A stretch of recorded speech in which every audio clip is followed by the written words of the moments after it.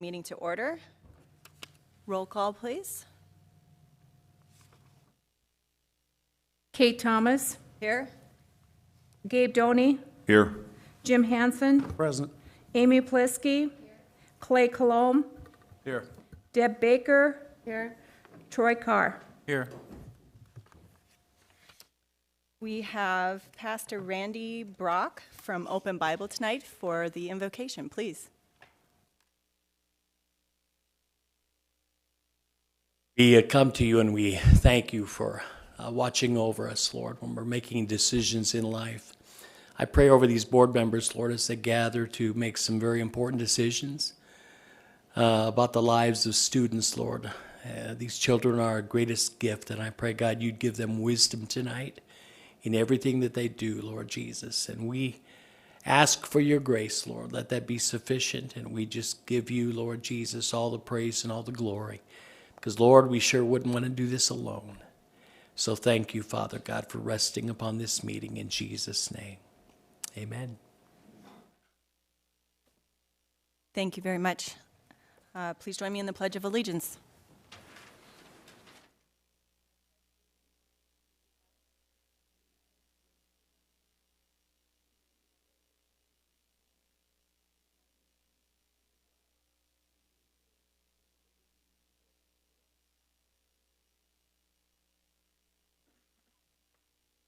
All righty, I need a motion and a second for the approval of the agenda. Troy and Amy. All those in favor, say aye. Aye. All those opposed. All right, we are on to persons wishing to address the board, and we have 6, so we don't need to change the time. Just a quick guideline, it's right on those blue sheets. Issues that affect individual particular school or teacher's name or student's name need to be addressed at the building first.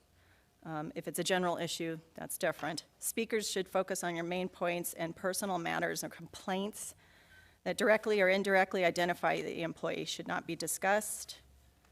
And please maintain a civil dialogue. Jan Mengelson first.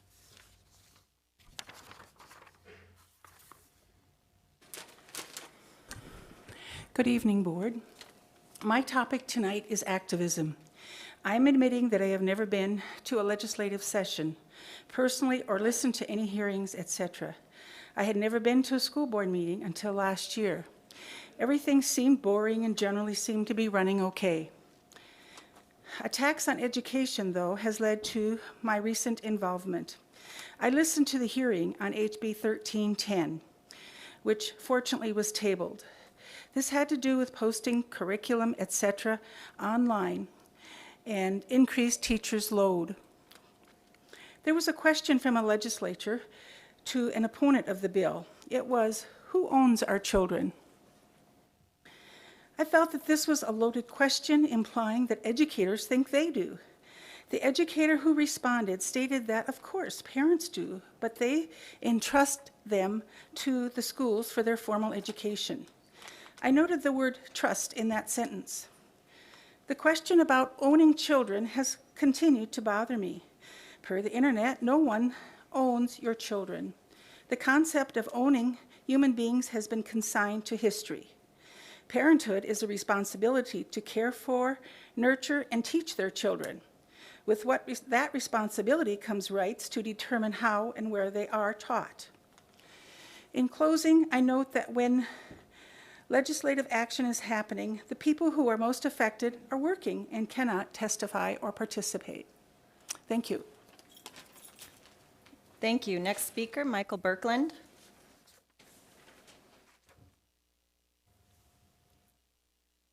Hello. There are a number of issues I want to speak on tonight.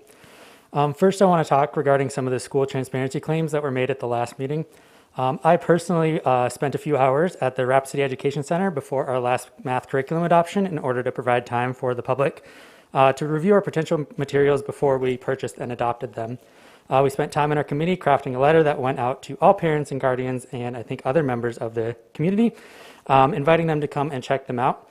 From my understanding, there were 2 nights. I wasn't there on the first night. I heard there were less than 5 attendees, and on the second night when I was there, there were 0. On a similar note, many materials are available to view online through Canvas, Google Classroom, and the like. My point is that materials are available to view. Also, most, if not all, teachers will gladly provide and discuss learning materials with a parent or guardian, and if there are any concerns, we're happy to talk about it and find a solution that works for everyone. Good teaching is about adapting to current events and student needs, and no one is trying to keep secrets. I urge the community and the board to have conversations before making accusations. Second, on a pretty different note, please accept the Homeless Children and Youth Grant on the agenda tonight. I was a little disappointed about the FACE issue at the last meeting, so I encourage you to accept this grant. Like that one, these are some of our most vulnerable students, and services from grants like this could literally mean life and death. Third, I encourage you to approve the refinance plan for South Middle School. As noted at the last study session, the more we put off construction, the more it ends up costing our community. On a similar note, as evidenced by the Canyon Lake boiler issue also on the agenda tonight, South Middle School is just one of many schools requiring repairing or rebuilding. As stated at the last meeting, this will be impossible without a bond. I would like to remind the board and our community that the majority of Rapid City, 56%, approved of the bond. Our children deserve safe buildings to learn in. Please take this first step in providing appropriate places for students to learn by approving this project tonight and by taking steps toward repairing and replacing our district's other unsafe buildings. And lastly, and probably most importantly, we must stop vilifying our staff. As President Thomas mentioned already, one of the rules we agree to is that we will not indirectly or directly attack any staff members or share any complaints because of safety issues. So I appreciate you bringing that up, and I hope that it is upheld this evening. As it is meant to maintain the safety of our staff, our community members, our board, everyone else. Just as you would like to be able to defend yourself of any accusations, so should our staff. You have the executive sessions that exist for that reason, and once again, conversation before accusation. I'd also like to remind everyone on that same note that so far there have been 19 certified staff who have resigned in breach of contract, which is considerably more than the usual handful. Not to mention the large number of retirements and resignations already submitted and yet to come. One of the campaign promises many of you made was in-person learning. This cannot happen if there is no staff. We cannot put students first by putting staff last. Without caring and competent professionals, our students will not succeed. If the goal is to privatize education, I ask, who do you think will teach at those private schools? All teachers are seeing and hearing what is happening. If the goal is to homeschool everyone, I encourage you to consider the economic impact and social impact on things like school sports and activities. Both of these schooling options are great and viable options for any family, but should not be forced upon everyone. Our public schools are essential for our community, our economy, and our democracy. Our forefathers said so themselves, and they are enshrined in our state constitution. As I've stated many times before, I implore you to change your messaging and actions and to have conversations with staff before attacking them. Thank you for your time. Thank you. Next speaker, Andrew Belsas.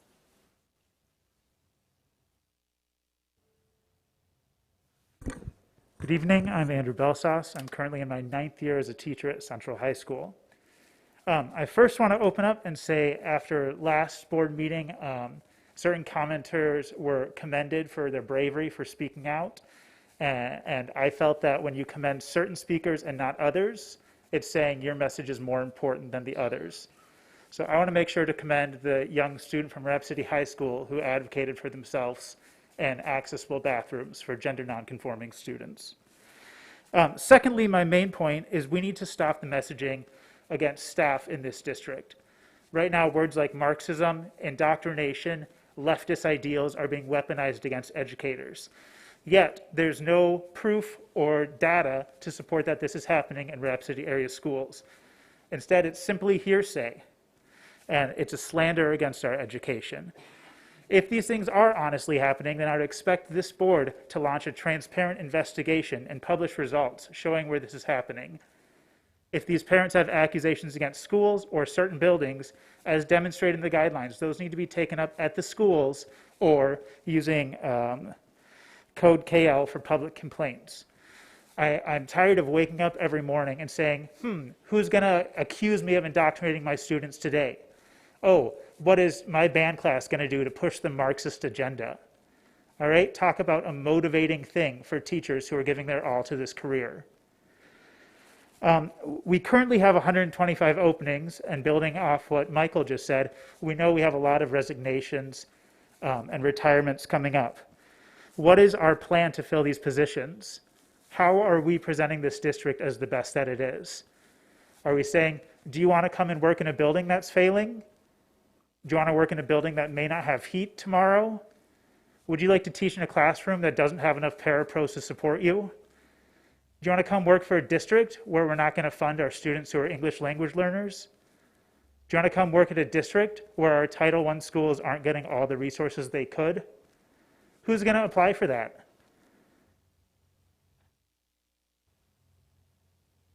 Would you? Would you want to work in that district? There is zero positive messaging happening from this staff, from this board, okay? In November, we had American Appreciation Week, and there was silence. This community is full of passionate educators. It's full of competent administration who are leading these schools for these families and for these students. And all that work is not being recognized. All we hear is the negative, negative, negative, and the politicalization and the weaponization of education. So I think that it is your job as the board of this district to start supporting and defending your staff, or to do something if you truly feel like something is wrong. Because changes need to be made in order for this district to be as successful as it can be. Because there is a lot of good stuff going on in this district. Thank you for your time. Thank you. Next speaker, Sarah Gross. I have to give a shout out because Mr. Balsas is one of the Rapid City Public School Foundation's 19 Teachers of the Year. He's up for the Teacher of the Year for Rapid City, so thank you, Mr. Balsas. I'm much shorter. Good evening. Tonight you have a full agenda. I'll try not to take too long.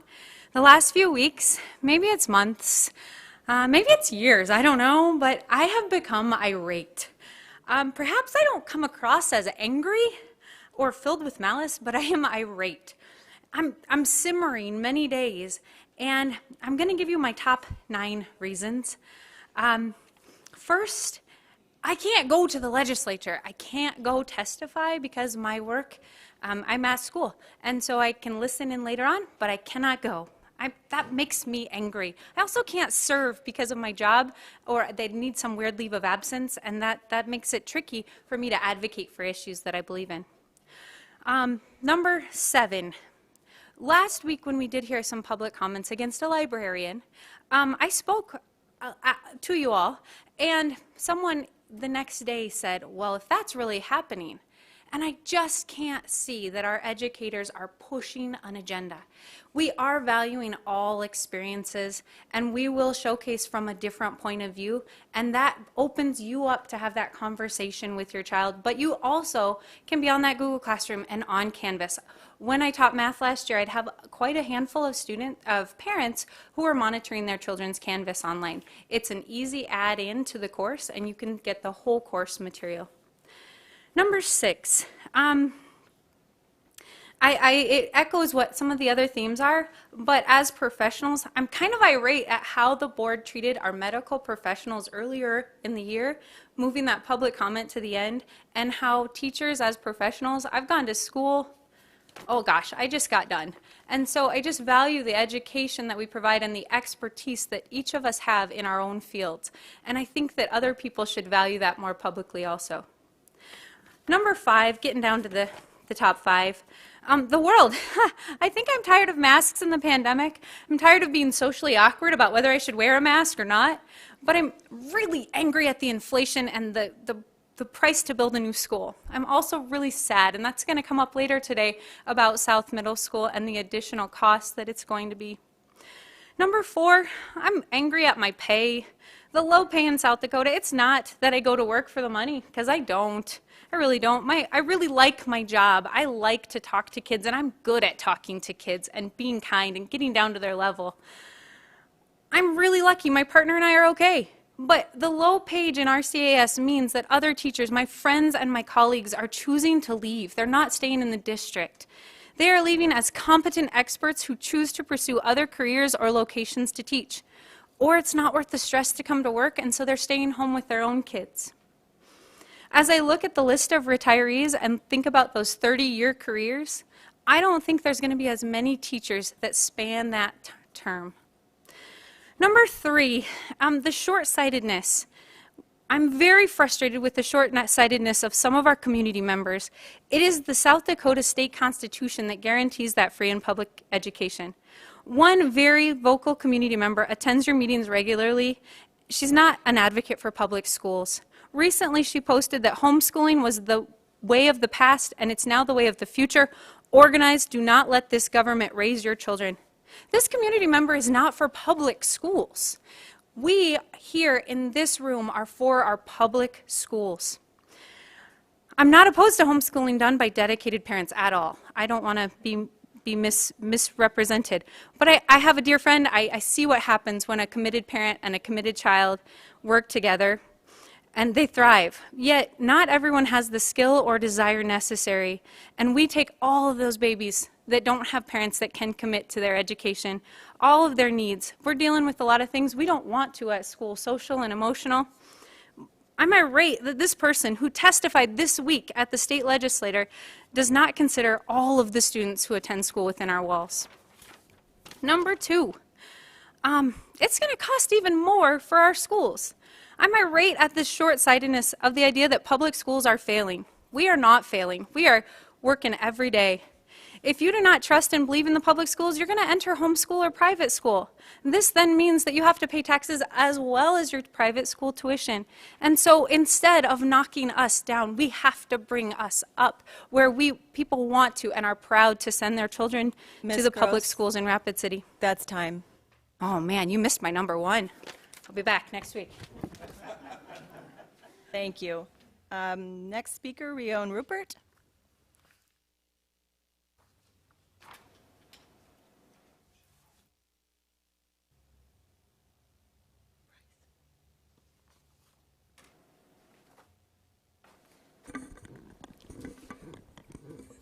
I just wanted to come tonight and share what a friend shared with me. And she said, prepare not the path for the child, but prepare the child for the path. And I see you guys trying to do that, and I'm so very thankful, and I wanted to thank you for that.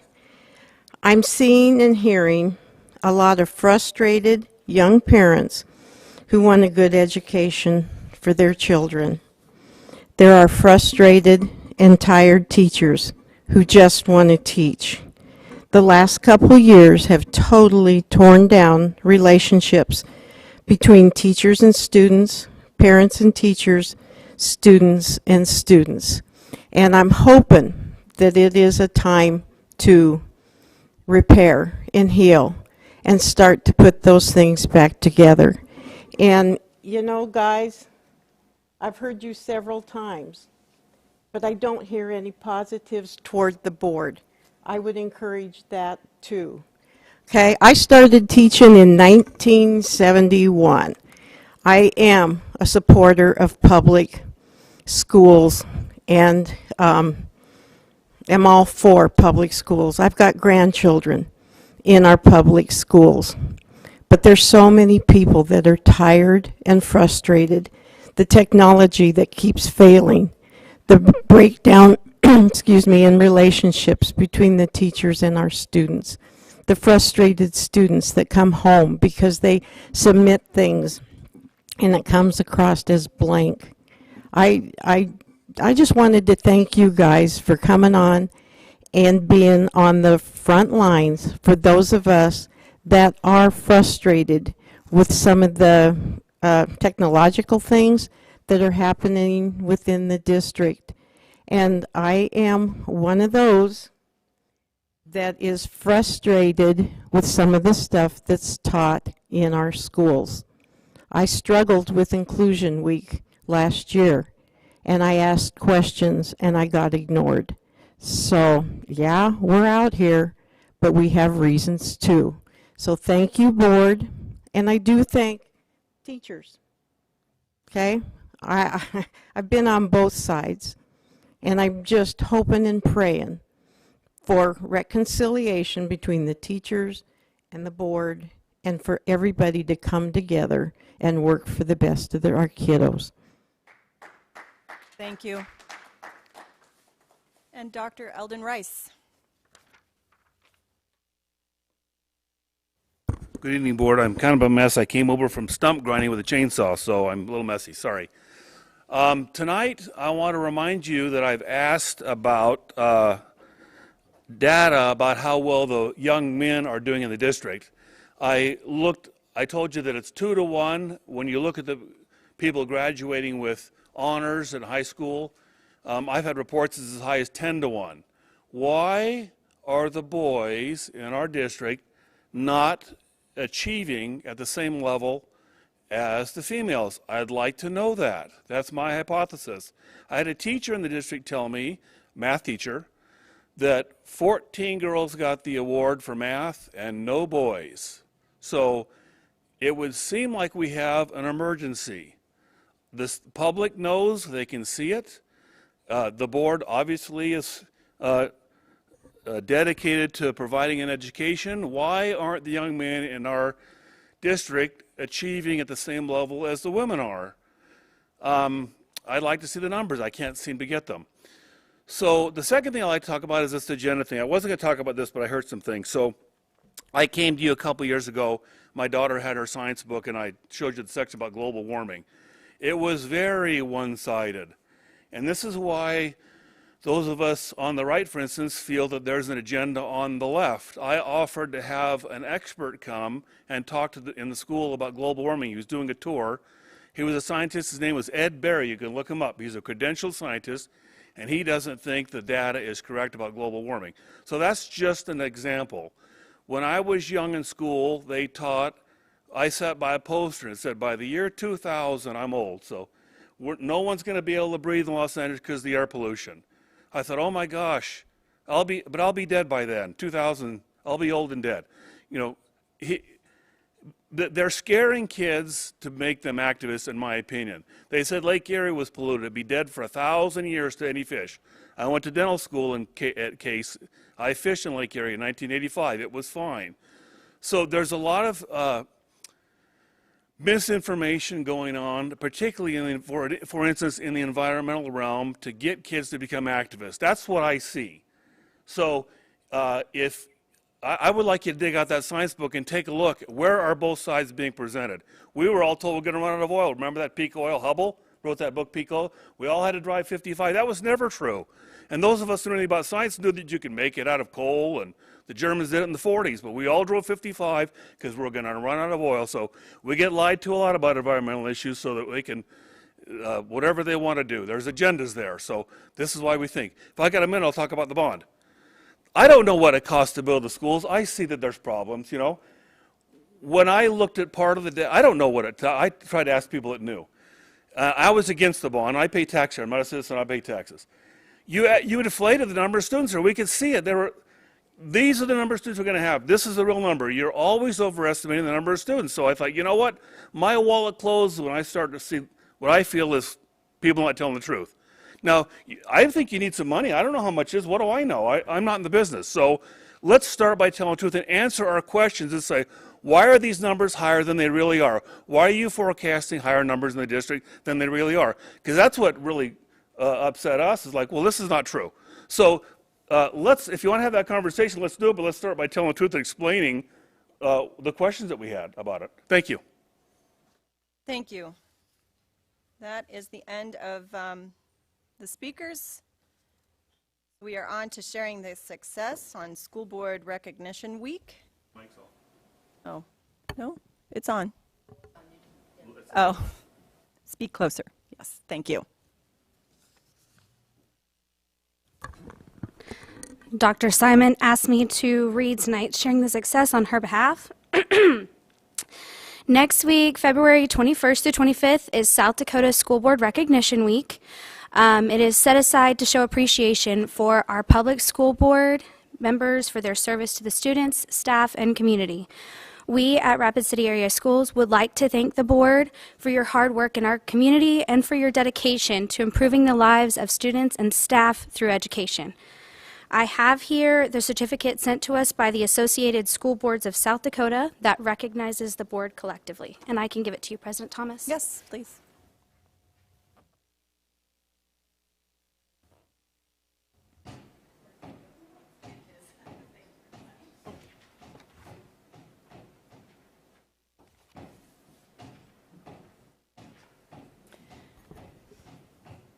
Okay, and to my favorite part, the student representative reports. Hayden Bentz from Stevens High School, please go.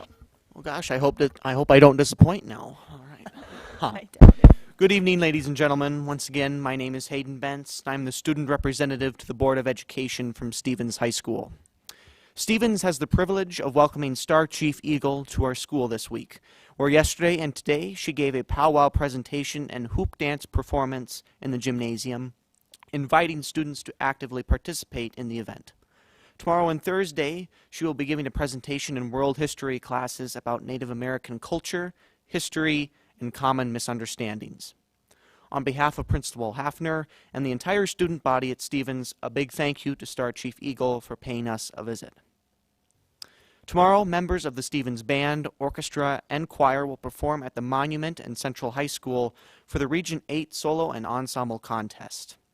Students have been practicing and preparing for the event over the course of the past few months and will perform alongside schools from the surrounding area. Students will perform solos, ensembles, and large group pieces in front of a judge who will award a score based on their performance. It is a fantastic experience for all involved. Basketball and wrestling continue their seasons, with both sports quickly approaching their respective state tournaments. Additionally, spring sports are right around the corner, with track starting on February 28th. Tennis, golf, and baseball will also begin shortly. Rapid City area schools will not have school this coming Friday or Monday due to a teacher in-service day and President's Day, respectively. I can say firsthand that everybody is looking forward to the 4-day weekend. Finally, as I was sitting here talking with Colton, he said that he wanted me to talk about how much better Stevens is than Central again. Now, I briefly considered singing the Raider fight song for all of you, but I decided not to make all of your ears bleed, in particular Mr. Hansen's, Mr. Belsauce's, and Colton's. Instead, I'll just simply say thank you for listening, and go Raiders. Thank you. Good job, buddy. Thank you, Hayden. And Colton Porter from Central High School, go ahead. I think, is this thing on? Hello? Is it on? Okay. Good evening, board. My name is Colton Porter, and this is my second meeting as Central's representative. I will be beginning my report with school news. Firstly, Central will be holding parent-teacher conferences this Thursday. We will also not have school Friday or Monday due to President's Day and a teacher in service. Furthermore, seniors will be taking the NCRC testing next Wednesday and Thursday. All juniors are taking the ACT on March 8th, and Central will be sending home parent information soon. With that also, CHS course selections for the 2022-2023 school year will begin March 7th for all returning students. And finally, there will be ASVAB testing on March 3rd. In school events, a congratulations is in order for Central's Science Bowl for winning the 2022 South Dakota Regional Science Bowl competition. This means that they will move on to the national tournament in Washington, D.C. in April. Central will be hosting basketball games for Mitchell and Huron this weekend, and Sioux Falls, Washington, and Lincoln next weekend. Central's speech and debate team will be competing at their district qualifying tournament this weekend in Spearfish, and the following weekend will be competing at the state competition in Harrisburg. There will be a regional wrestling tournament this weekend at Douglas High School, and next weekend is the state wrestling tournament at the Monument. Furthermore, tomorrow, the band, choir, and orchestra students from across the district will be performing for the solo ensemble competition led by Mr. Andrew Belsauce, Mr. Taylor, Mrs. Magruder, Miss Nielsen, and Mr. Knowles. And finally, Central will be holding auditions for the spring production of Alice in Wonderland on Monday, Tuesday, and Wednesday of next week. With that, I thank the board for giving me the time to report on all of the things happening. Thank you very much, Colton. And Amy Rutan from Rapid City High School. Abby, sorry. There we go. Current events at Rapid City High School. Pre-registration for 2022-2023 school year. Each learners and the 3 high schools take count of their progress towards graduation and make plans for the coming school year. Rapid City High School will be conducting our pre-registration the week of February 22nd. Each learner at Rapid High will receive one-on-one assistance from their advisor, which includes a full credit check, selecting courses for next year, and entering those into the pre-registration system. This is a great time for all to celebrate successes and set clear goals for the year to come. Rushmore Rotary Club 4-way test essay contest. With great excitement, learners all around Rapid City High School are busy writing essays this week in hopes of winning the Rushmore Rotary Club's 4-way test essay contest. The Rushmore Rotary Club has been a longtime supporter of Rapid City High School, and each year they sponsor an essay contest based on Rotary's guiding principles called the 4-way test. Learners have until February 25th to turn in an essay that reflects truth, fairness, goodwill, and benefit to all. Many staff members are using this opportunity to promote our building-wide school improvement goal of increasing our English scores on the SBAC. High school parent-teacher conferences are this Thursday from 4 p.m. to 7:30 p.m. Rep City High School offers a hybrid option with both in-person and virtual options for the families. Rep City High School also ensures every learner's guardian is connected with during the parent-teacher conferences through the advisory program. I would like to address a couple of the agenda items on tonight's agenda. Agenda item 6, sharing the success. I would like to express my personal gratitude and that of Rapid City High School's student body for the opportunity to serve in my role as student representative. I thank and congratulate the school board on the recognition of service. Agenda item 11, reports of the superintendent.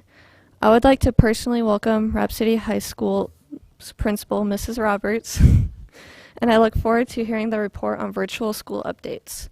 Thank you to the entire virtual school team, elementary, middle, and high school for their extra work in offering a learning opportunity that meets the needs of learners. In closing, I will remind you of our school-wide expectations at Rapid City High School. Be respectful, be present, be courageous. Thank you, Abby.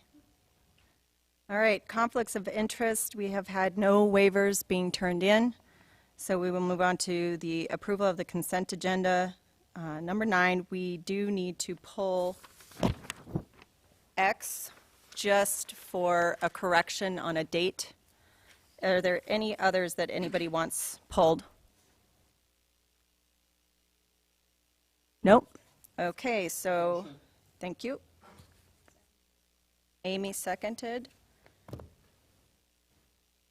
So for A through W, all those in favor, say aye. Aye. Aye. Aye. All those opposed? All right, now on to X. I do need a motion and a second to approve it first. Thank you. And Amy seconded. All right, go ahead, Jim.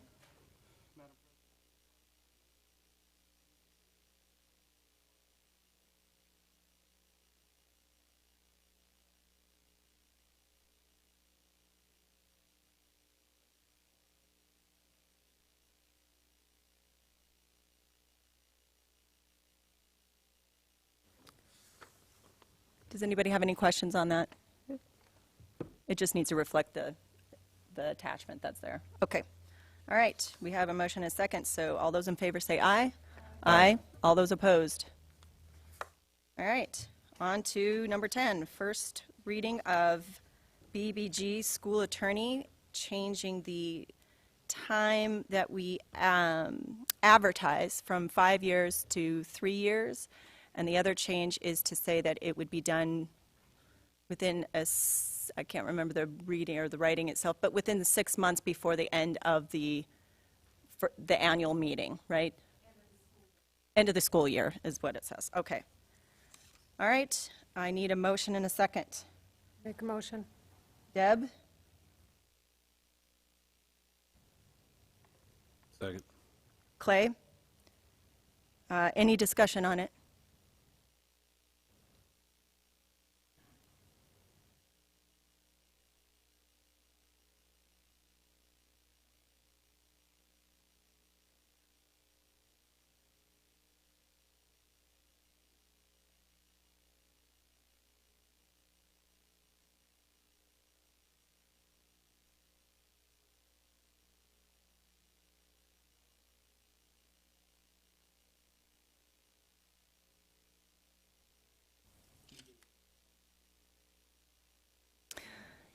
You know, that is a good question. Will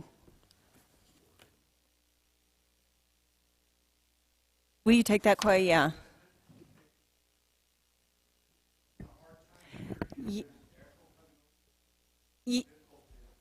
Yeah, our IT guy is actually, this room has got some problems with the volume, and I'm not sure what it's. Shane, do you want to real quick tell us what's going on? Well, I don't know what's going on. It's not really our room, but I did get a hold of Jim from the city, and he's going to try to get somebody here. Okay. Yet tonight. So we have a problem. I'm going to have the stream is part of the echo, so we'll help turn it down back there. But Okay. That'll help. Go ahead, Coy. Madam Chair, typically when the district issues or enters into an agreement with an attorney firm, you have a specified period of time that that firm is going to be brought on board for. And then oftentimes there are clauses in the agreement that say if both parties agree and the relationship is working well, that contract will continue for another year for a specified period of time.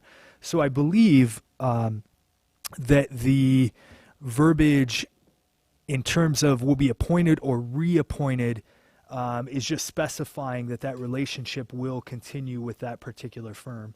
So it's almost separate and apart from the idea of having them apply and go through an interview process and those things. That really speaks more to just the logistical piece of at the annual meeting making sure that the board has named the law firms that they will be working with. Okay, so just from my understanding, so if you contract with a firm for 3 years, so then every year both sides say, do we still like each other? And you say yes, and then that's what the reappointed is. Well, one thing though, no, the contracts are every year and they're per service. So it's not we're going to pay you this amount of money for this year, but they are every year, because at the end of that year we could say we'll reappoint somebody else or appoint somebody else instead. We could still do that because it's not a contract that is a continuing 3-term or 5-year term. It's just the bottom language means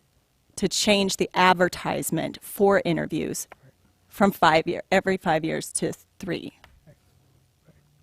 You could still appoint somebody else every year. Okay, so then yeah. A and B kind of don't make sense where you can do it every year.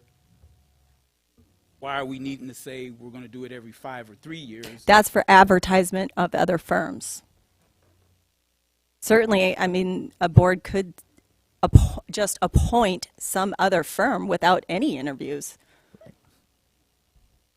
Yeah, technically it's a professional service, and therefore you could appoint an attorney or a firm to represent you at any point in time. There is, per South Dakota codified law, the requirement for the board during the organizational meeting or the annual meeting in July to specify the firm that they will be working with. Now, that doesn't prevent the board from making a change or going a different direction, but per the law, you do have to specify at that point in time. Thank you. Yes, sir. Any other questions or discussion? Go ahead, Jim. No. No? Okay. All right, all those in favor, say aye. Aye. Aye. All those opposed? No. Can we do a roll call on that one? Kate, Aye. Gabe?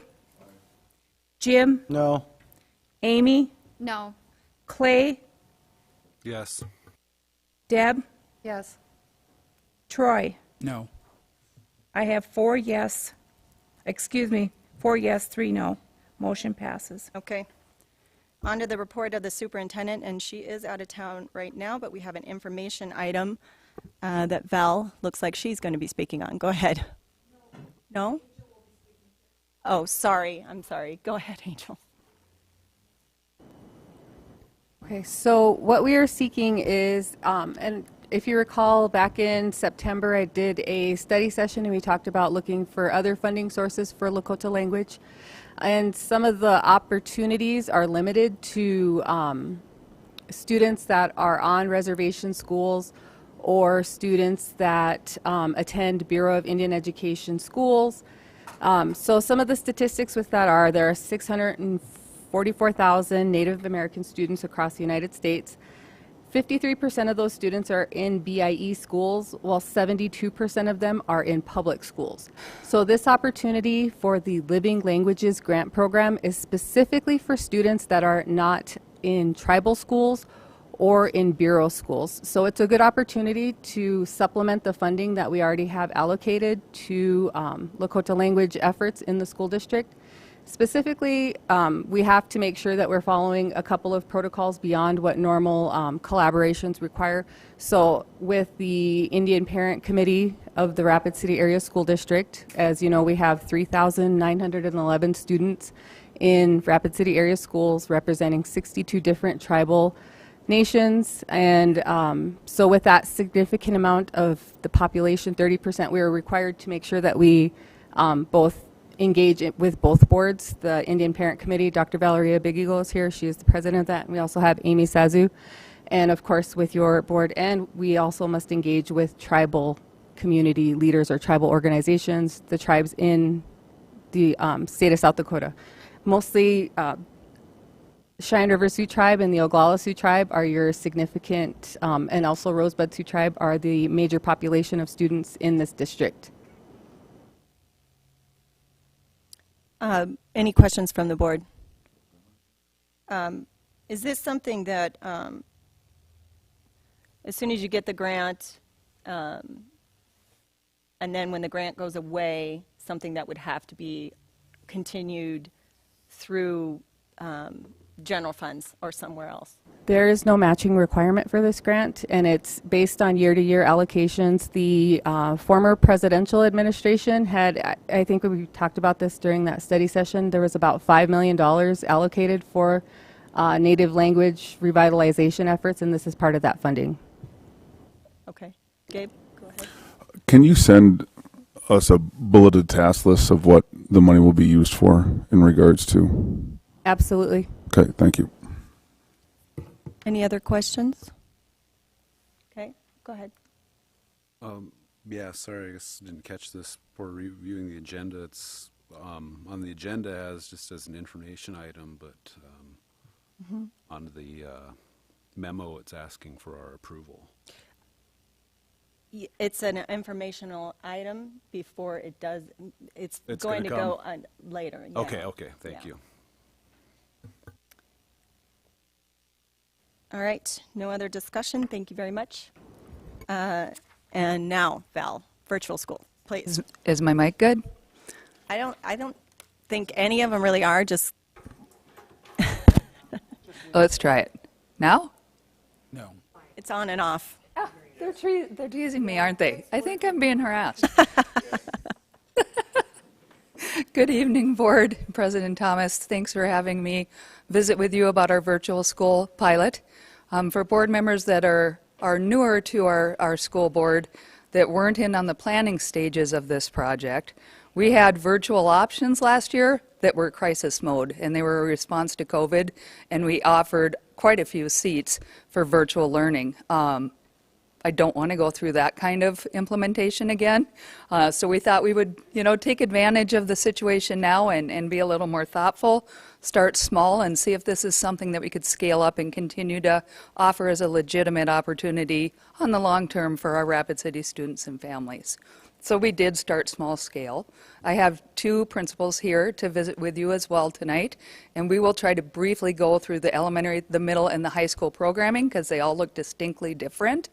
And then we'll stand for any questions that you have about how the, how the program's going and the recommendations that I'll make. So Christina Henry is right next to me. She's the principal of Knollwood Elementary, but she was given the extra assignment of taking on the virtual elementary school this year.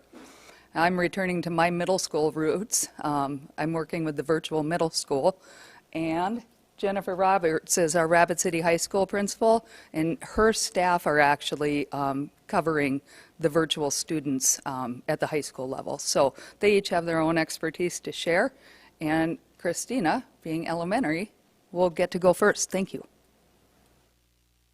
Hello, everyone. Can you hear me okay? All right, let me find the button on here. There it is. All right, first of all, I just wanted to take a minute to kind of just go over how we're doing the virtual school in the elementary level. It does consist of LMS videos or videos for students on the different core curriculum resources we're using, assignments that they need to complete around that. But in addition to that, for the elementary, because we do have a diverse K-5 and we have kids at all different levels, we've also included small group WIN groups out through Zoom. So they get small groups in reading based on differentiated levels, math, and then they get one-on-one conferencing with the teacher through Zoom for writing.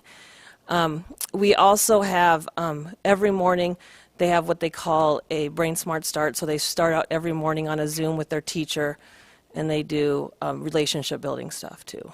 Since they're not in the school, we've tried to do it through Zoom instead. So that's kind of how it looks. Key components, we have 2 full-time teachers. One is assigned to the K2 LMS videos and assignments, the other one to the 3-5. But as far as the WIN groups in reading and math, they split that up based on students' needs, so that you could have the 3-5 teacher working with kids at a 2nd grade level or 1st grade level, depending on where the kids are at and what needs they have, and that's in both reading and math. They meet with them 3 times a week in reading and 3 times a week in math through Zoom. All of the assigned LMS work that we give them, they have a whole week to complete it. So by that Sunday of that next week, they have to have it done for us so that we can determine who still has work to complete, and then the teachers spend time working with the families to get that in if it's not finished. For the most part, we have pretty good luck getting that in. It seems like since we came back from Christmas break, it's been a little bit more of a challenge getting students to get their work done. So I don't know if they're done for the year, but we're trying to keep motivated. The Zoom sessions are not mandatory, but we highly recommend them. So especially the WIN Zooms that we have. And the office hours are not required, but we highly recommend that kids go to those if they have needs that they need specifically.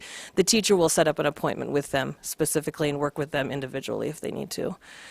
We determine attendance based on the Clever login, so everything goes through the virtual classroom, which is on their Clever site, and then kids have to log into Clever 5 of 7 days.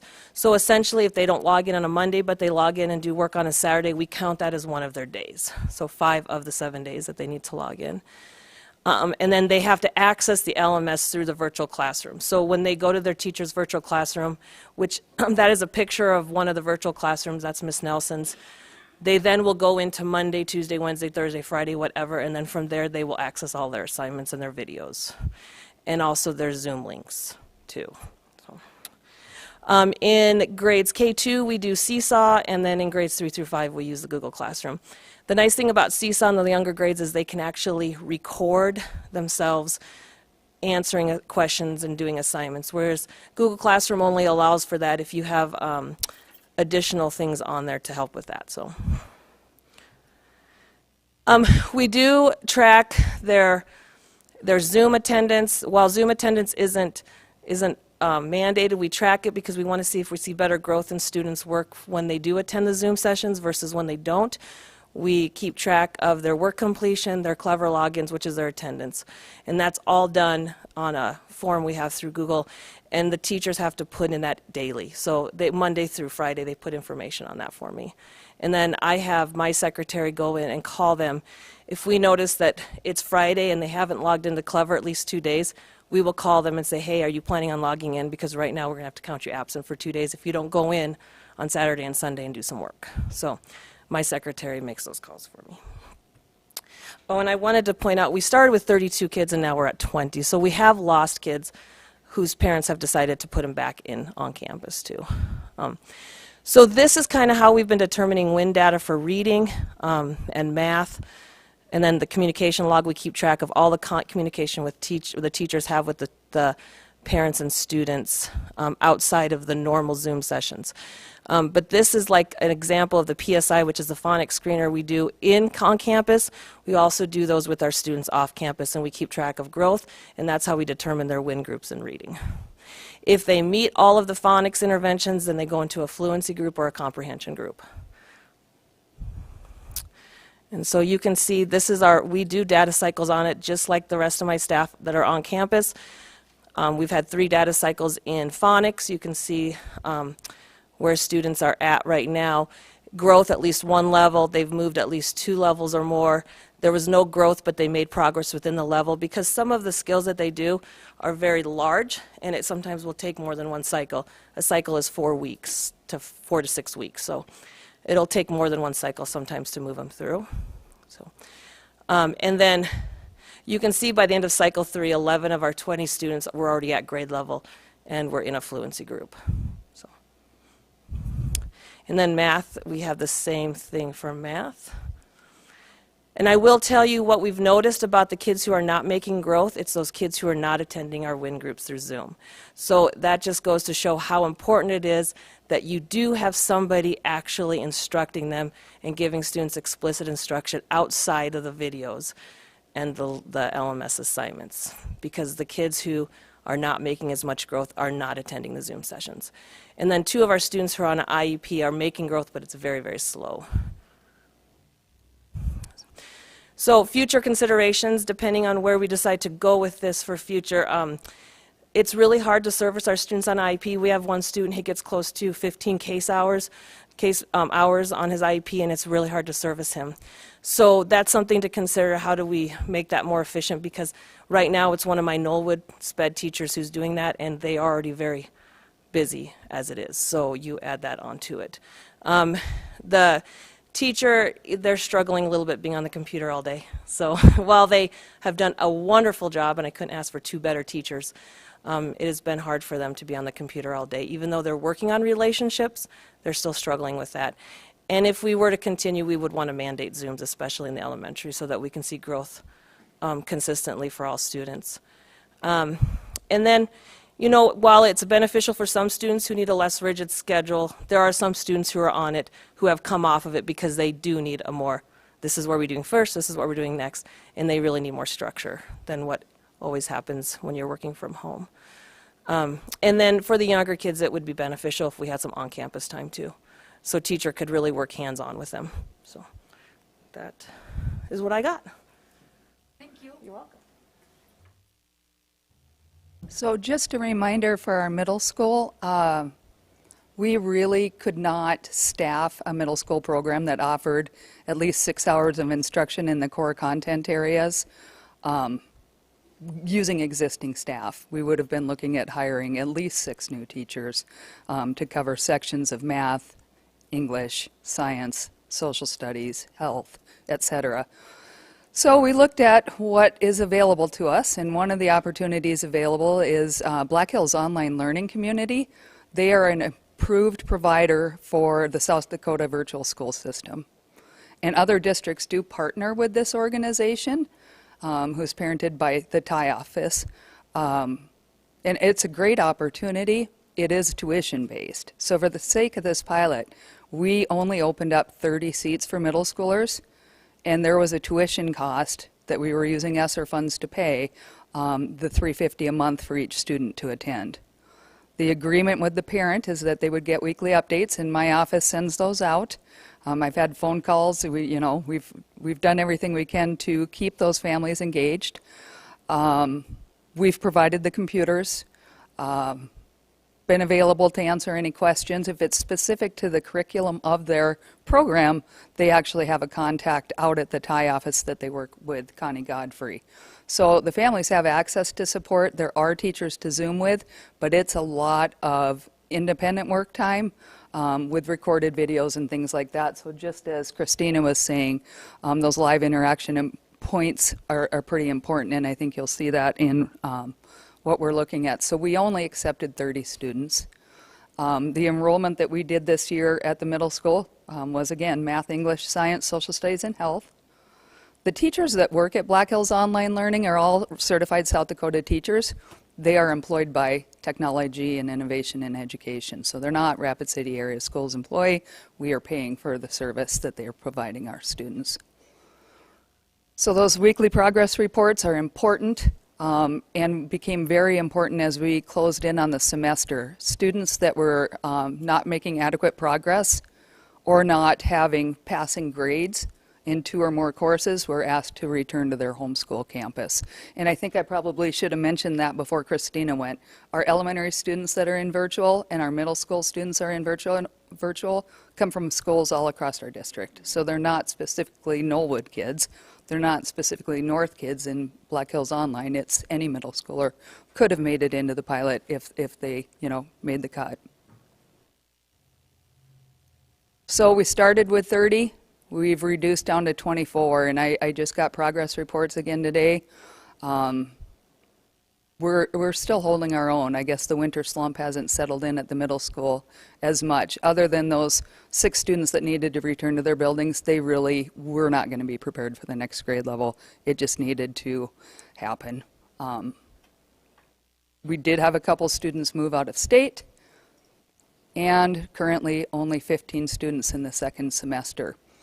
I won't talk a lot about the teaching staff or their LMS because all of it's theirs, but that's just how we approached it because, again, once you get into secondary, you have to be highly qualified for the subject area you're teaching, and it gets much more difficult. An elementary teacher can teach every subject, right? But when you need to offer 6th, 7th, and 8th grade math, and you need to do the same with science, et cetera, those people have to be highly qualified, so it starts causing an FTE issue for us for a small startup program like this. So I'll let Ms. Roberts talk about how she's doing her sections. For the virtual high school pilot in the first semester, we started with 50 spots and 48 students were officially admitted. 6 of them changed their minds or moved prior to the start of school. So at that point, we had 42 students. Over the semester, 2 were dropped for 15 consecutive days of non-attendance during the semester. And at the time that they were dropped, both of them were enrolled at Rapid City High School in person, and they are currently with us. So 40 students completed the first semester in virtual high school. The staff is 7 Rapid City High School teachers who teach 1 virtual high school period daily. Combined, they teach 39 different sections. They average 5.5 different classes for each teacher in that 1 class period. So it is a lot of things for them to manage. Virtual high school teachers take attendance, they grade assignments, they unlock assignments, and they respond to students daily. We do require that students log into each class on every school day, and we monitor that, and then they don't have to necessarily do a lot of work, because if they choose to do more of their work on the weekends or something like that, that's fine, or if they chose to work more and like finish 1 class at a time, that's fine as well. But we did take daily attendance because we felt it was important for them to log in and see where their progress was at and where it should be, so just keeping that in mind. And then we would take attendance the day after so that they had a 24-hour period, knowing that teenagers frequently have different hours than adults. They don't necessarily line up with our school hours, and some of them were doing virtual high school so they could work jobs, that kind of thing. Virtual high school teachers do communicate progress with guardians weekly. They get a weekly email, and then they also take phone calls, meetings, anything like that. Virtual high school staff do include parents and guardians in parent-teacher conferences. that we're having at the regular times at the high school as well. They're welcome to come to the building for conferences. Otherwise, we reach out to them through emails and phone calls to make sure that they have that available if they wish. We do have 4 of the virtual high school students that are on IEPs, and they meet with their special education case manager weekly via Zoom for academic support. Their academic progress, first semester, 112 credits were available to be earned. Those are a full course, full credit, meaning that students took 224 half credits or classes. That's what was attempted. 93.5 credits were earned, or 187 half credits or classes.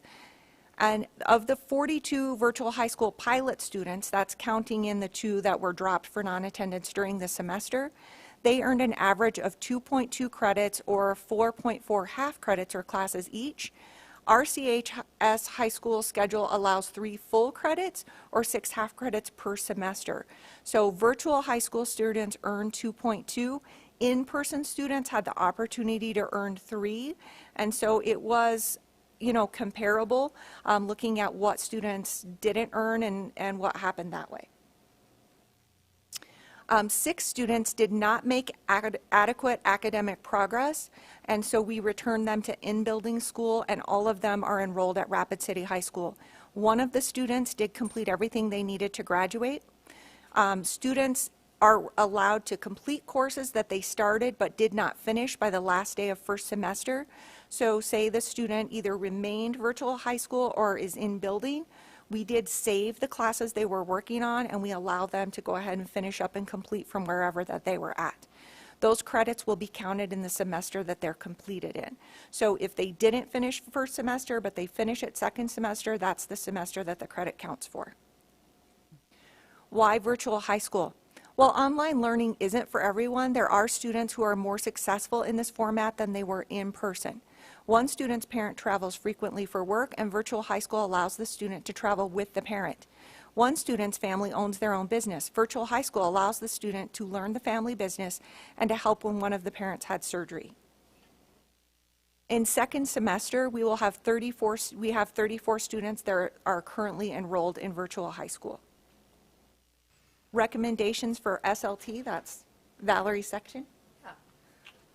So in looking ahead and looking at where we've had successes and where we continue to need growth, Dr. Simon, Mr. Gabrilczak, several of us have looked at the success and failures of the program and have the following recommendation. I suppose I should probably add that, you know, just FTE considerations and the current budget. I mean, we considered many factors outside the students' academic performance. We feel like we still aren't in a place where we could run an internal middle school, and an internal middle school we would have the control over, right? Black Hills Online is a canned curriculum and instructors that aren't employed by Rapid City area schools. So then the option is, do you keep the elementary going and then the high school? I don't see a need to keep an elementary going if there isn't a middle school to transition to on the other end. So our final recommendation is that we continue the high school virtual pilot. It has been successful. There are different situations for our high school students where they really can get it done, and this allows them to fulfill family responsibilities and things that Jennifer mentioned and still be successful and on the path to a high school diploma. We think that we can continue to look at ways to future offer an elementary and a middle school option that are more robust, but we don't feel like that point in time is right now. So that's what I'm recommending to you tonight, and I'm sure that you and Dr. Simon will have future discussions about that. So we'll stand for any questions that you have. So right away, you're saying that you'd want to keep the high school virtual, and there's 34 enrolled right now, right? And they're all at Rapid City High School? They are all the teachers that run that program are at Rapid City High School. The students are wherever they're doing their coursework. Are they enrolled at Rapid City High School, or are they all over? Nope, we had to create new entities with the state to offer this virtual option, and we actually have until the 1st of March, Shane, I believe, to let the state know if we're going to continue to run those entities or if we would like to retire them. So there is a virtual elementary, middle, and high. So teachers that work at Rapid City High School full-time are really spending a sixth of their day, some of them are, in the virtual high school's entity because that's where their work lies during that one period of their day. So it is a different group. If a student was, and they knew this up front, Jennifer did a great open house for the families of the high schoolers, so they knew exactly what the program was going to look like. It was very clear from the front, if students weren't successful and we needed to try to salvage credits and bring them back at the semester, that this year they would not return to their home high school. They would return to Rapid City High School and try to finish off those credits and get back on the road to success. After that, they can go back to their home high school if they want. Any questions? I don't have this on, so I don't know if. You just absolutely don't really have a microphone. It is Yeah. hard to hear. So these aren't working either.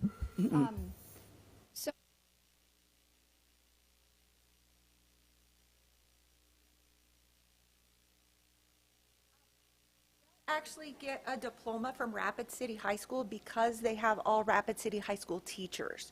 So yes, they're enrolled in the virtual high school entity, but just as if a Black Hills State University student is taking all online classes, their teachers are Black Hills teachers, and so that's what their diploma is from. Any other questions? Go ahead, Clay. Thank you for putting the time into drawing this pilot. It's much appreciated. I know you have other tasks to do as well, so thank you again for that. Just thinking, do we have a sense of how many students would be interested in high school for next year if we do continue this? I can say that there have been people visiting me throughout the year, and I probably had a list of like 15 that were interested at semester time. We decided not to bring more in because we really wanted to see how the full year played out. But I see that if we put word out, those were just people who figured out that it was at Rapid City High School and I was the principal and called or stopped in or something like that. So I think if we put word out, I think there would be more interest, yes. Okay. Jennifer and I really haven't had this conversation yet, but assuming FTE are not on the table, like increasing any programs at this point, I do think we could look at, say, 75 high school enrollees next year as opposed to the 50. But beyond that, we're certainly going to be encroaching on what's happening at Rapid City High School as their enrollment continues to increase. So it would be something that would have to be looked at in the future. Okay. Thank you. Blocking for you. Any other questions?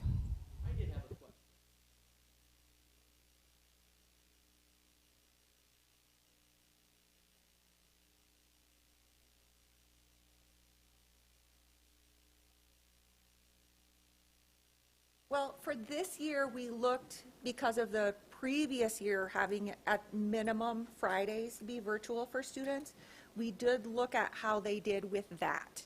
So we were able to say, if the student did distance learning last year, we could look at how successful they were with that, or if they were in building and had their Fridays distance, we could take a look at their success level with that.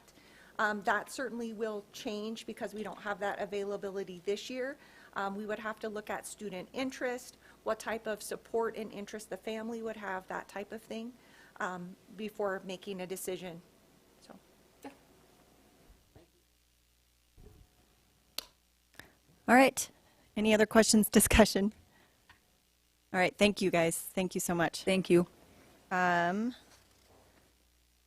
to other. I do believe Colton has an other. Go ahead. I don't think it's working. Be loud. Yeah.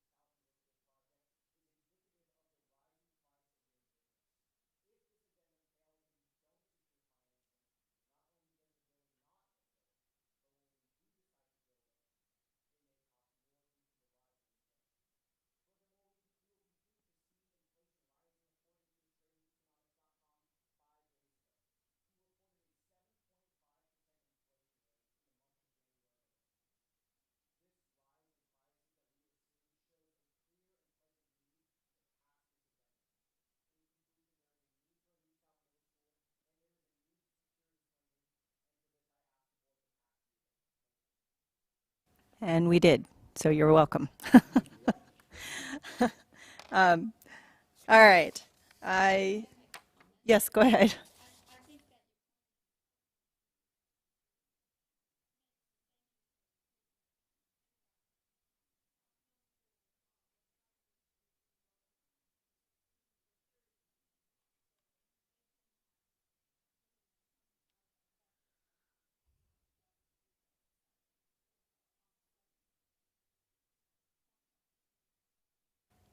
Any others? Yes, go ahead, Kumar. Very well, very said.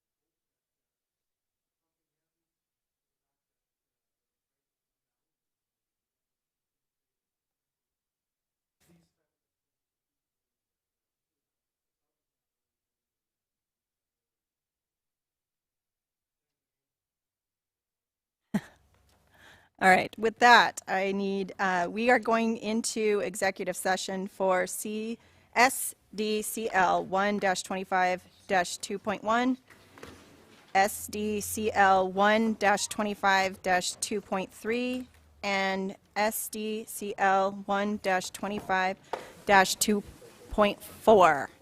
I need a first and second.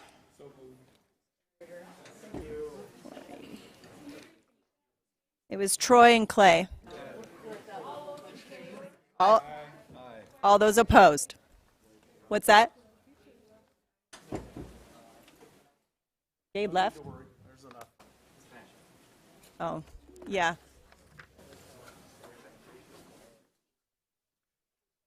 I'll look at my calendar.